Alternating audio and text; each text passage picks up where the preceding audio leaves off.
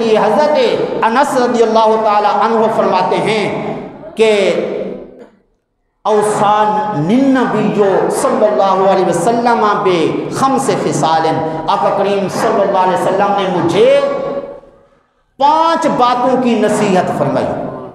کتنی باتوں کی؟ 5 باتوں کی نصیحت فرمائی۔ کون کون سی؟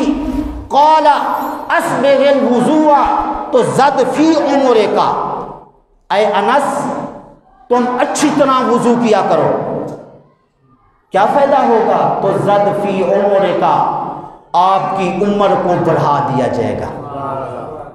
اچھی طرح وضو کس طرح ہوتا ہے؟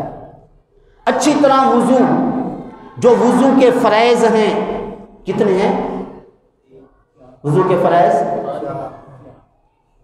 4، کس نے کہے ہیں؟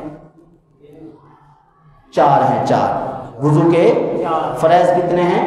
4، ٹھیک ہے۔ یہ فرائض جاننے ضروری ہیں، اگر فرائض کا پتہ نہیں ہوگا تو وضو کس طرح کریں گے؟ 4 فرائض ہیں، چہرے کا دھونا اور دونوں بازو کا دھونا، اس کے بعد سر کا مسح کرنا، چوتھائی سر کا، اور پاؤں دھونا، یہ 4 فرائض ہیں۔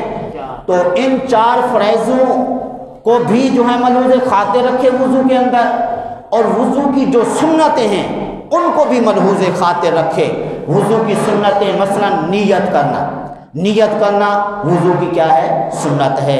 کس طرح کرنی ہے؟ نویت ان اتوضا لاستباحۃ الصلاۃ تقربا الی اللہ تعالی، کہ میں اللہ کا قرب حاصل کرنے کے لیے، نماز کو جائز کرنے کے لیے وضو کی نیت کرتا ہوں۔ تو اب اس نیت کا کیا فائدہ ہوگا؟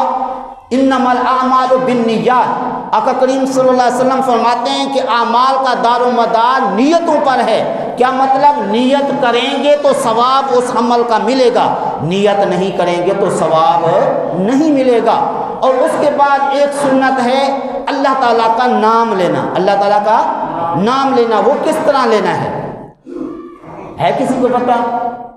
اللہ کا نام وضو کی ابتدا میں کس طرح لینا ہے؟ بسم اللہ والحمدللہ، بسم اللہ والحمدللہ، یہ کہنا ہے وضو کی ابتدا میں۔ کیا فائدہ ہوگا؟